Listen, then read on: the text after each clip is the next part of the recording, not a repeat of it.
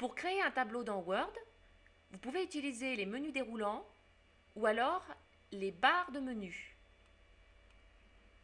Pour faire apparaître cette barre de menu, il suffit de cliquer ici.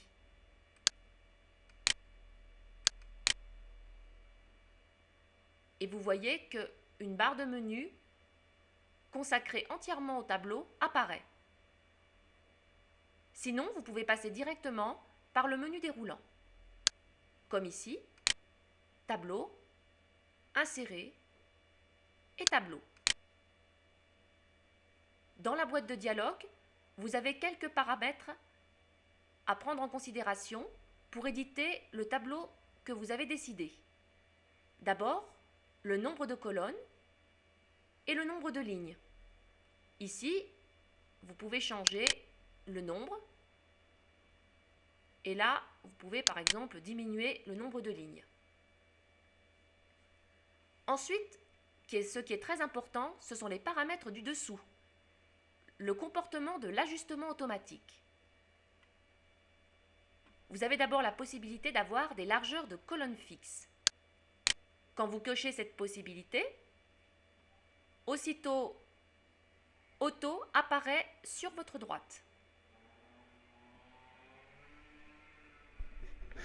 En fait, la largeur des colonnes ne se modifiera pas automatiquement lors de votre saisie.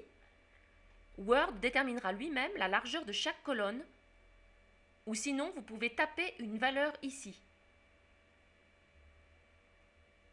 Avec les flèches, ou alors tout simplement en mettant un chiffre.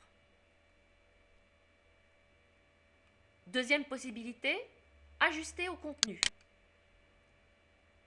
Vous voyez que lorsque je coche cette option, ici sur la droite, le chiffre disparaît. En fait, avec cette option, votre tableau s'insérera dans votre document avec des largeurs de colonnes minimum. Et lorsque vous saisirez du texte, la largeur des colonnes s'ajustera automatiquement au contenu. Faites attention quand même, si vous modifiez manuellement la largeur d'une colonne, l'ajustement automatique ne fonctionnera plus. Dernière possibilité, ajuster à la fenêtre. Avec cette possibilité, votre tableau s'insérera entre les marges. Lors de la saisie, les largeurs des colonnes ne s'ajustera pas automatiquement, mais restera fixe.